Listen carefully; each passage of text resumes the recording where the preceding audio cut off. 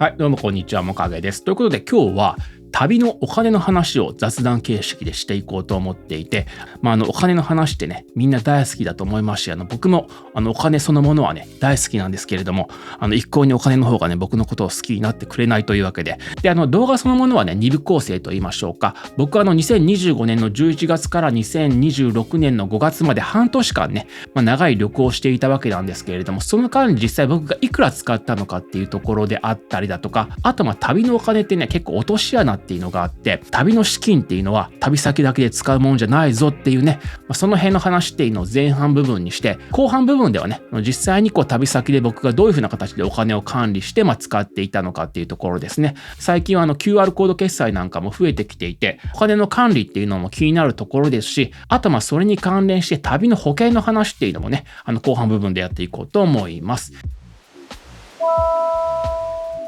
で、まず最初、旅のお金の話ですね。この半年間の旅で僕が使ったお金っていうのは114万円となりました。ただし、これにはね、エクスキューズっていうのが必要で、ただ実際にはね、旅先で使った旅行費用っていう風になると100万円を切るぐらいなんですね。っていうのは僕は旅行に持って行った PC ですね、MacBook Pro っていうのが途中で故障してしまって、それを修理、現地でね、その修理費用っていうのがね、約15万円ぐらいかかっているんですよね。なので、その部分っていうのを差し引けば、100万円っていうのは切るんですけれども、ただし実際には帰国便ですね、インドのデリーから日本まで飛行機で帰ってきたわけなんですけれども、この区間の航空券っていうのはマイレージで取得したっていうこともあってお金払っていないんですよね。なのでその辺でね、微妙な誤差っていうのはあるんですけれども、大体半年ですね、中国、ベトナム、カンボジア、ラオス、タイ、インド、バングラデシュ、ネパール、この辺の国を回って、大体半年で100万円ぐらい使ったというふうな形なんですね。今回の旅で訪れた国の中でやっぱ一番ね、物価的に高いっていうのは中国なんですよ。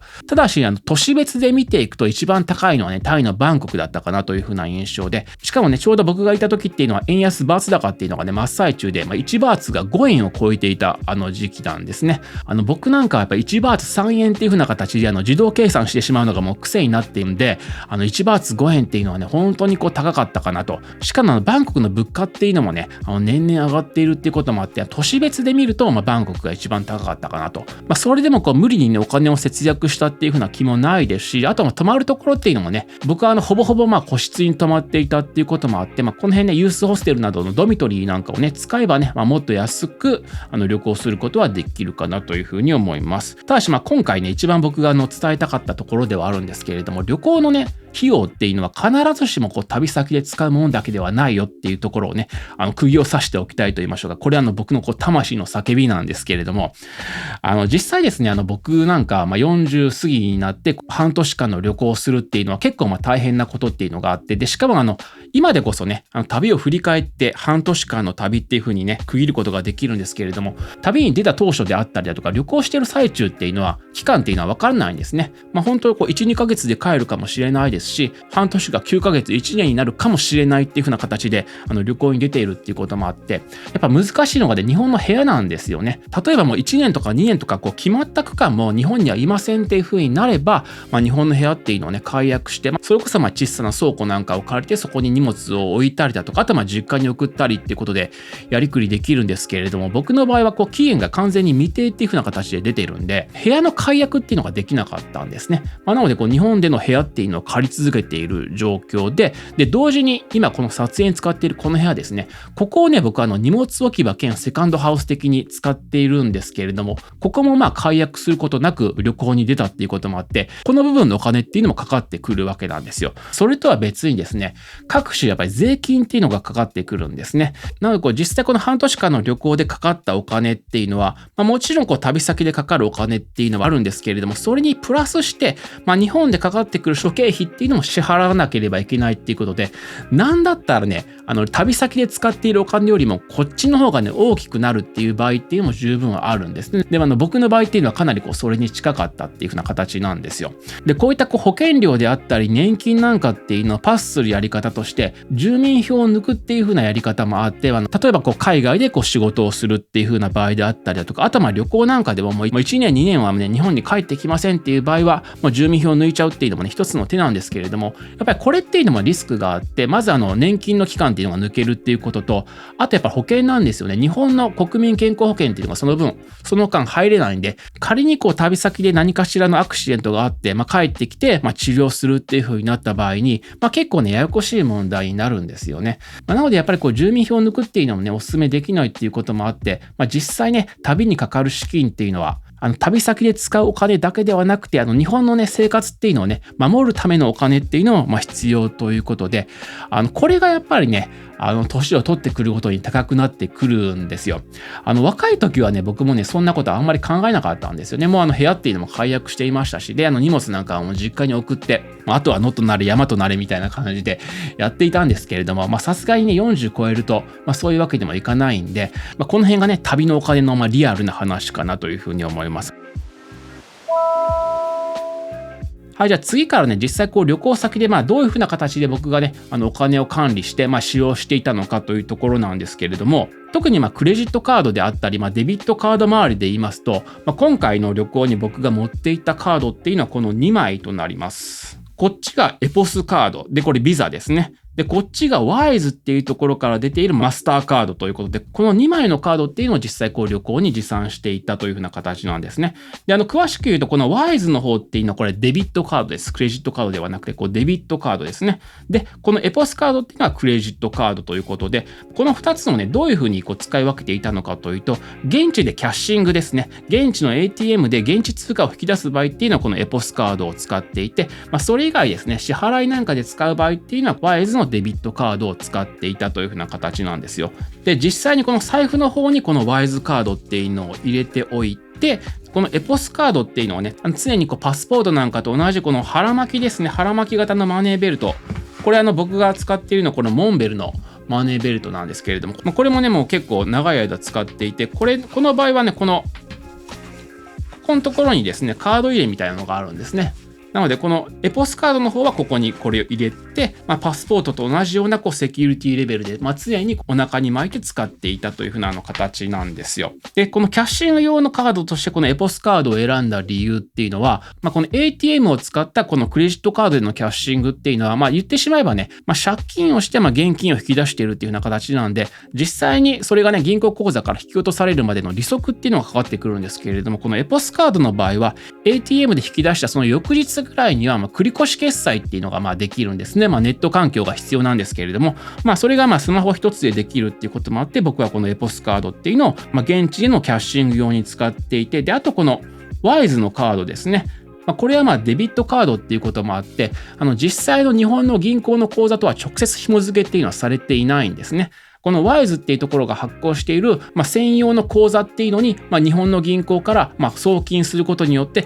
そこに置かれている、そこにプールされているお金のみ使えるっていうこともあって、安全性が高いんですよね。あと何かあった時にカードを止めたりだとか、そこから再び使用を開始するっていうところでも、ネットなんかでね、やりやすいっていうこともあって、旅行先での普段の支払いっていうのはこのワイズカードでやるって感じですね。で、あとスマートフォンなんかの QR コードですね。特に中国なんかではアリペイなんかでね、決済することっていうのがほとんどなんですけれども、それなんかもこのワイズカードと紐付けをしているというふうな形なんですよ。なので、スマホ決済すると、自動的にここから引き落とされるというふうな形なんですね。で、あとこのワイズカードに類似するもので、レボリュートっていうね、サービスっていうのもあって、これなんかね、このワイズとこのレボリュートでどっちがいいのかっていうのは、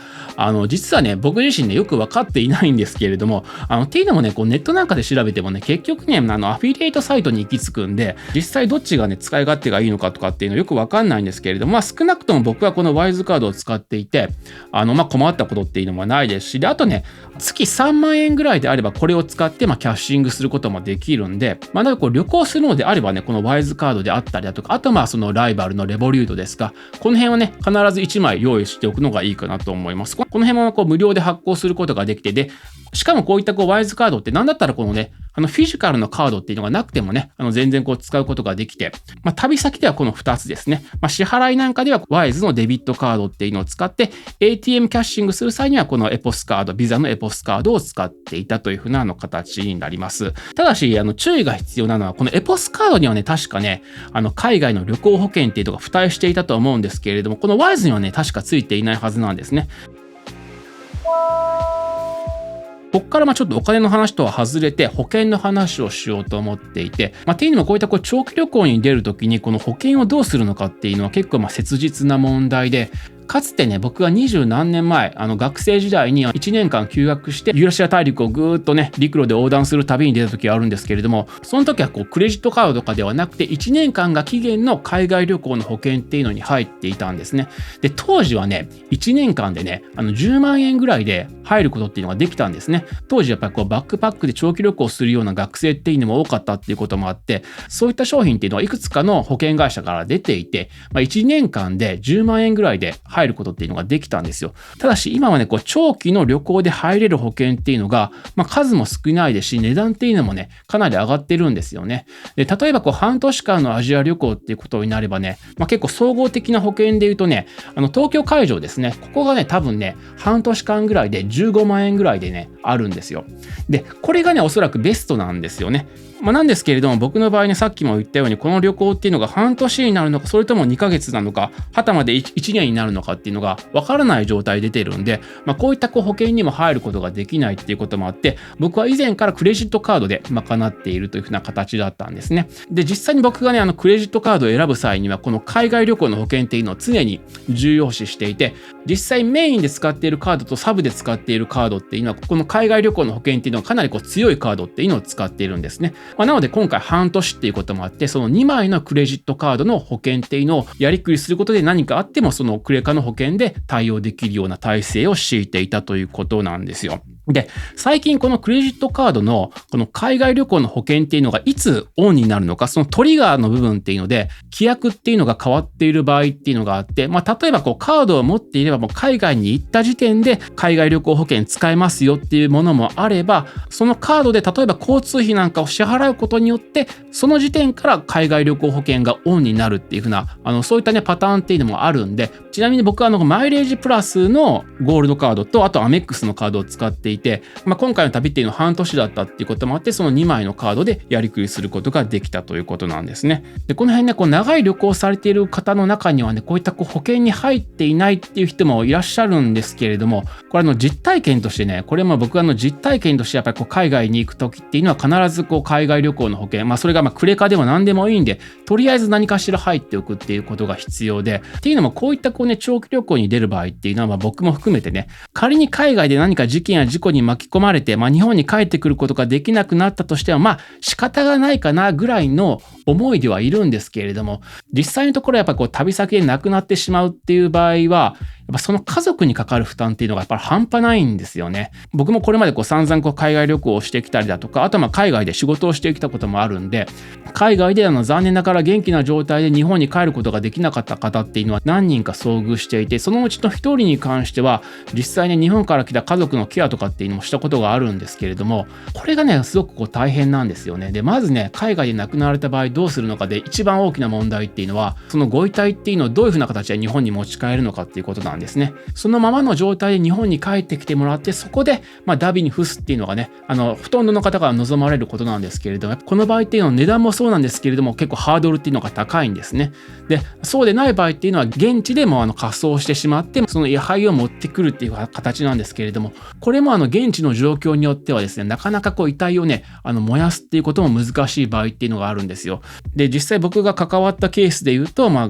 外国で亡くなられた方っていうのを、その遺体っていうのをこの現地でダビに付さずに日本に持ち帰って、そこでちゃんと葬儀をして送り出すというふうな形を取られたんですけれども、その際ですね、日本から当然ご家族が来る必要があるんですね。ここでもたくさんの費用がっていうのがかかるんですけれども、まずね、遺体っていうのをね保護する必要っていうのがあるんですね。これエンバーミングとかっていうんですけれども、ご遺体っていうのを腐敗しない状態で元の形を保ったままにしておくっていうことなんですけれども、このエンバーミングの作業っていうのにももちろんお金がかかりますし、で、このエンバーミングをちゃんとしていますっていう証明書がないとね、航空会社っていうのも載せてくんないんですよ。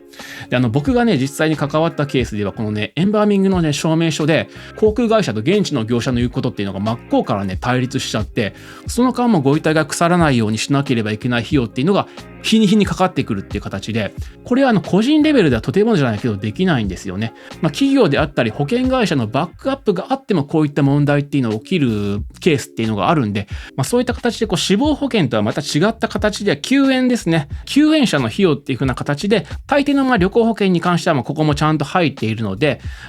対応できるかなと。これ個人でやるとなると100万200万円では無理で、後半うん百万円かかってくるんで、これにやっぱりね保険がないとね、なかなかこう処理するのが難しいということで、この辺ね、クレジットカードと合わせてこういったこう保険っていうのもカバーする必要がありますし、で、仮にクレジットカードでそれがカバーできなくなった場合っていうのは、海外の保険なんかで、旅行中にもね、入ることができるものっていうのがあるんですね。仮にその期限が切れてしまった場合には、緊急避難的な形で、旅行先からも入れるような海外の保険ですね。僕もね、以前ね、旅先からの保険っていうのを入ったことがあって、これワールドノマドっていうところを使ったんですけれども、行く場所と日数と、あとどういったね、保険が必要なのかっていうところで、わかりやすくプランっていうのを作ることができるんで、こういったことを利用するのもありかなと。で、あともう一つ携行品ですね。で、クレカに入っている携行品の保険っていうのもね、限度額っていうのが全然変わってくるんで、10万円のものもあれば20万円のものもあるし、40万円、50万円のものっていうのもあるんで、僕の場合このパソコンの修理費用っていうのは実は今ね、クレジット会社の保険で一部はね、補填されそうだということで、その辺特にこうカメラであったりね、パソコンなんかをね、旅に持っていく場合っていうのは、この携行品もね、どういう風な扱いになるのかっていうのも、チェックが必要で、海外のね、旅行保険っていうのは、このね、携行品がやっぱ結構弱いんですよね。とりあえずね、無保険だけで旅行するのはやめましょうということはね、これは強く訴えたいかなというふうに思います。はい、というわけで今日はちょっと雑談がてら思った以上にこう長くなってしまったんですけれども、旅のお金の話であったり、保険の話をしてみました。こんな感じでね、こう旅関連のこう雑談っていうのも動画にしていこうと思いますので、ね、もし何かこう質問等があればね、コメント欄でしていただければね、その辺も動画のね、ネタとして拾っていきたいなというふうに思います。というわけで今日はこの辺でおもかげでした。